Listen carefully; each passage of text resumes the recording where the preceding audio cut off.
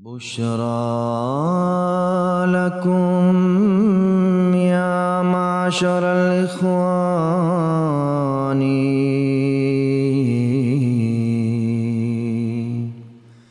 طوبى لكم يا مجمع الخلان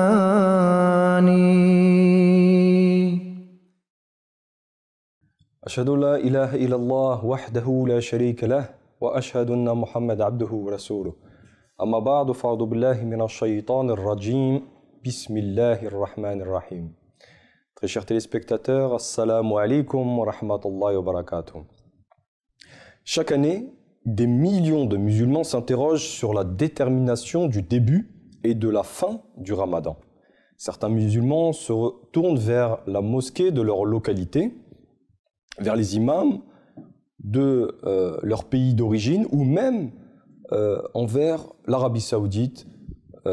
Et enfin, il y a ceux qui pratiquent aux mêmes dates que les musulmans d'autres pays. Les savants religieux eux-mêmes n'ont pas de pratique commune. Leurs points de vue divergent et causent chaque année des polémiques au sein de la communauté musulmane. Comment expliquer cette confusion ? N'y a-t-il pas qu'un seul islam et donc qu'une seule pratique commune ?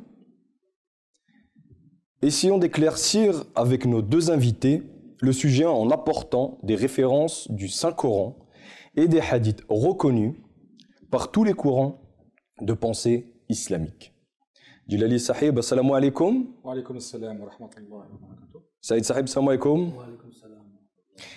Avant d'expliquer comment déterminer les dates de début et de fin du Ramadan, pourriez-vous nous dire si l'islam prévoit une position ou une règle commune à adopter afin d'aborder la question de la détermination de la date du Ramadan ou si, compte tenu des divergences d'opinion, qui foisonnent sur le sujet, il y en a plusieurs. Oui, alors effectivement, pour déterminer les dates du Ramadan, pour moi, il n'y a qu'une seule façon d'aborder cette question liée à l'islam. Et d'ailleurs, toutes les questions liées à l'islam, je pense qu'elles doivent être traitées à travers le Coran et la Sunna du prophète Mohammed sallallahu alayhi wa sallam. Ici, il s'agit vraiment de rester fidèle justement au prophète Mohammed sallallahu alayhi wa sallam et à ses enseignements. Tout simplement, sa pratique était exemplaire. On a par exemple le prophète Mohammed sallallahu alayhi wa sallam, lors du pèlerinage d'adieu, le prophète a dit « Certes, je vous ai laissé deux choses importantes. Si vous y accrochez, fermement, vous ne vous égarerez jamais. Le livre d'Allah d'une part et ma sunna de l'autre. » Dans le Coran, Allah dit « A'udhu billahi minash shaitanir rajim » لقد كان لكم في رسول الله أسوة حسنة لمن كان يرجو الله واليوم الآخر وذكر الله كثيرا. Ce qui signifie, en vérité, dans le prophète d'Allah, vous avez un excellent modèle pour celui qui garde bien espoir en Allah et le dernier jour et qui se souvient d'Allah énormément.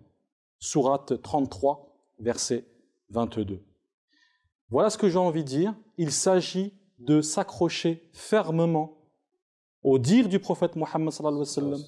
Au Coran, nous avons assez d'éléments qui nous précisent comment débuter le Ramadan, comment terminer le Ramadan, comment effectuer nos prières. Nous avons vraiment beaucoup de notions à ce sujet. La seule voie à suivre est donc celle du saint prophète Mohammed sallallahu alayhi wa sallam. Justement, que nous disent les hadiths et le Saint-Coran sur la manière de déterminer les dates de début et de fin de Ramadan? Justement, comme l'a rappelé Jilali Saeb, la détermination du mois de Ramadan, elle se fait selon le critère établi par le Coran et le Saint-Prophète Mohammed sallallahu alayhi wa sallam. En l'occurrence, ici, il faut s'interroger sur comment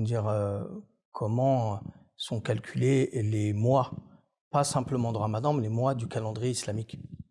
Les mois du calendrier islamique se déterminent en fonction de la visibilité, évidemment à l'œil nu, on le verra, du premier croissant de lune pour chaque début de mois, mais aussi de la fin de ce même mois, qui a comme critère la visibilité du croissant de lune aussi. Donc, le Saint-Coran nous enjoint le siyam, et il nous dit, qui correspond justement à cette phase, cette notion dans le calendrier islamique, qui sont des calendriers de mois lunaires, je le rappelle. Parce que vous avez deux types de calendriers. Nous suivons, en vertu de nos actes d'adoration, le soleil comme la prière, mais la lune est le principal, parce qu'il y a un verset du Coran d'ailleurs qui le dit, que je vais citer ici, où il est dit, je cite chapitre 2, verset 190, « Il t'interroge sur les nouvelles lunes, dis-leur, ce sont les moyens de mesurer le temps pour la convenance générale des hommes et pour le pèlerinage. » Ce qui montre que la lune est le critère, en fait, qui nous permet de déterminer les débuts et les fins de chaque mois du calendrier islamique. Selon le Saint-Coran. Selon le Saint-Coran. Et le verset du Coran aussi qui nous dit que le jeûne prescrit pour un nombre de jours déterminé. Chapitre 2, verset 185. Mais la plus importante de ces références, c'est le prophète Mohammed sallallahu alayhi wa sallam qui l'a dit, où il nous établit de manière précise quel est le critère de début du mois de Ramadan et le critère de sa fin.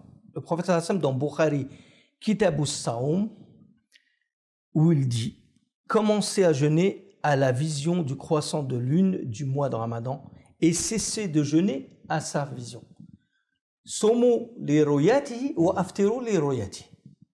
En arabe, vous jeûnez à la vision. Roya en arabe, c'est vision à l'œil. À l'œil nu. D'accord. Donc le critère donné par le saint prophète sallallahu alayhi wa sallam et par le Saint-Coran lorsqu'il nous dit qu'on doit se référer au calcul par rapport aux nouvelles lunes.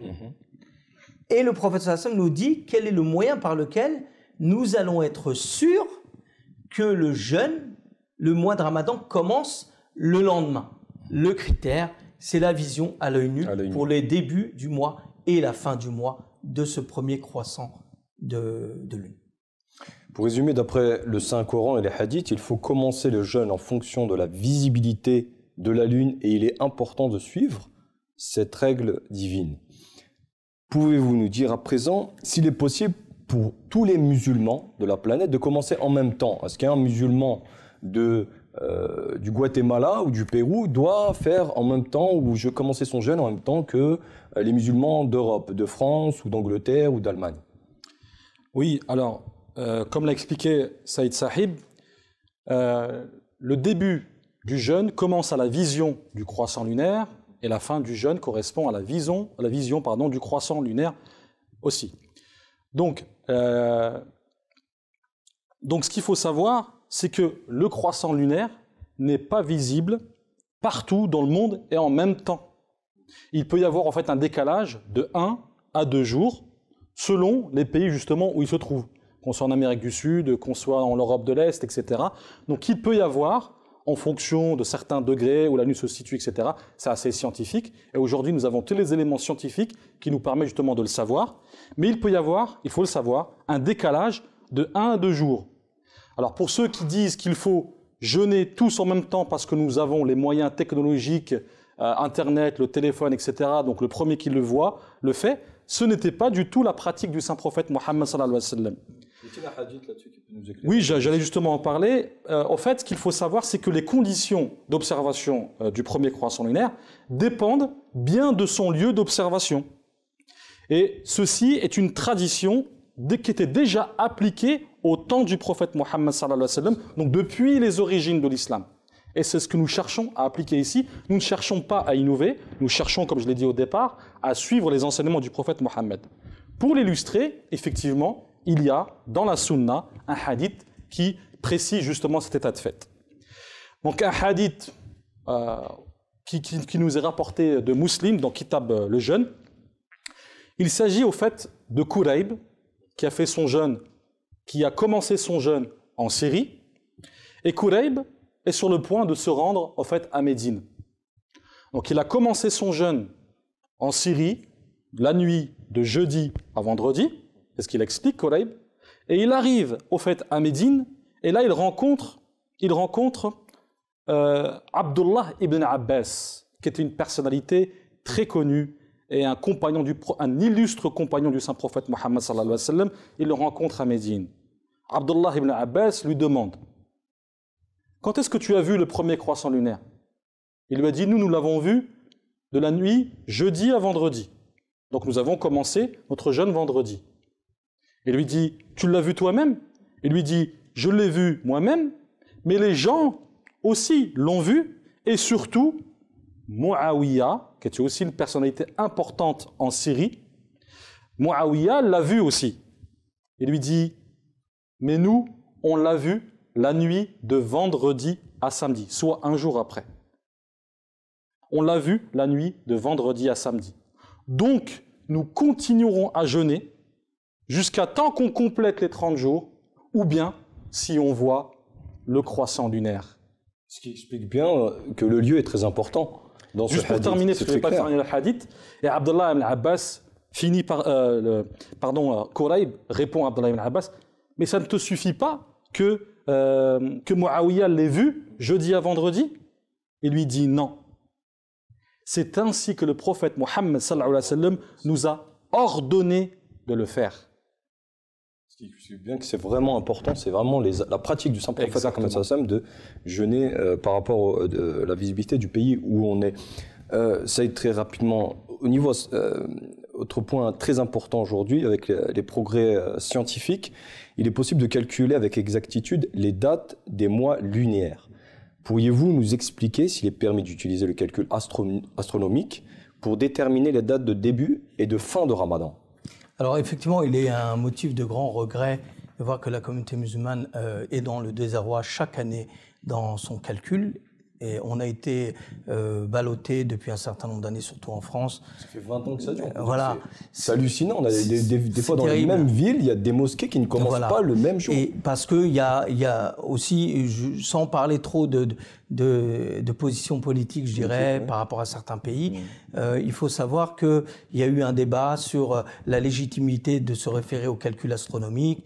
Ou bien tout simplement, on n'a pas la possibilité d'avoir un musulman sincère pour pouvoir valider cela. On ne peut pas faire confiance aux autorités non musulmanes pour valider nos propres principes. Mais je veux dire, c'est simple.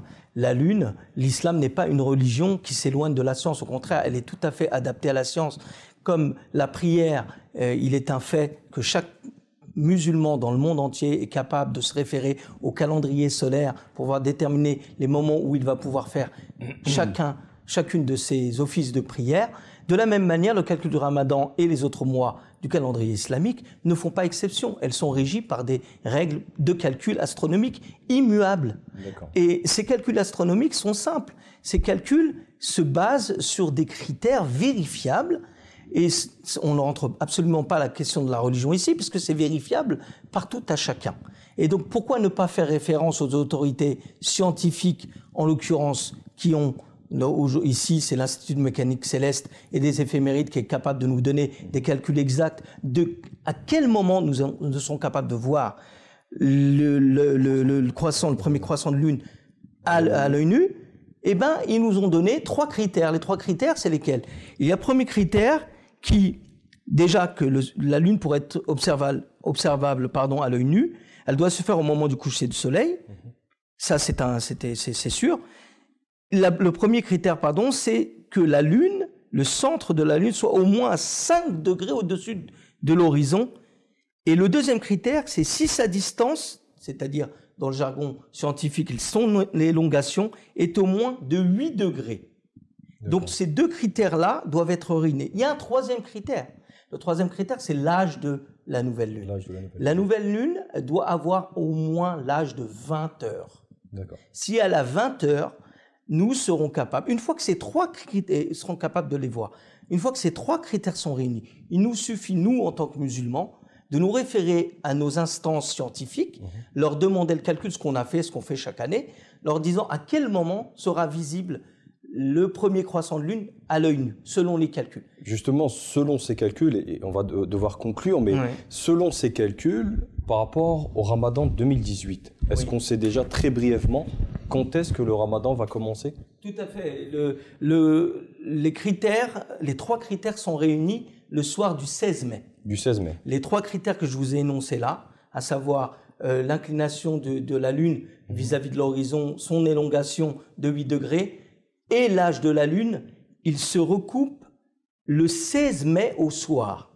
Et donc, si on a ces critères-là, ça veut dire qu'au 16 mai au soir, nous sommes capables de voir, et on peut le vérifier, et en espérant que le temps soit clément, mais on pourra vérifier que ce jour-là, le premier croissant de lune sera visible exactement selon ces critères le soir du 16 mai. Et naturellement, nous commencerons le ramadan le 17 mai. Et il en va de même pour la fin du mois de ramadan qui sera établi avec les mêmes critères le 15 juin au soir. Donc nous ferons l'Aïd al-Fitr le 16 juin le lendemain. Jazakallah, barakallah fikoum. Pour résumer, l'endroit où se trouvent les musulmans en France, quelque part il y aurait l'unité de tous les musulmans devrait commencer en même temps selon la visibilité de la lune à l'œil nu. Jazakumullah, barakallah fikoum de nous avoir répondu. J'espère que nos téléspectateurs trouveront la lumière à ces questions à chaque fois qui se posent à eux chaque année. Merci pour toutes ces précisions. La vie du saint prophète Mohammed sallallahu alayhi wa sallam illustre de façon harmonieuse les enseignements islamiques. C'est en suivant sa pratique que l'unité des musulmans du monde sera préservée ainsi que l'unité. Jazakumullah wa salatu wa salam ala rasulullah sallallahu alayhi wa sallam. Wa salamu alaykum wa rahmatullahi wa barakatuh et bon ramadan à vous. Ramadan Karim. Ramadan Karim.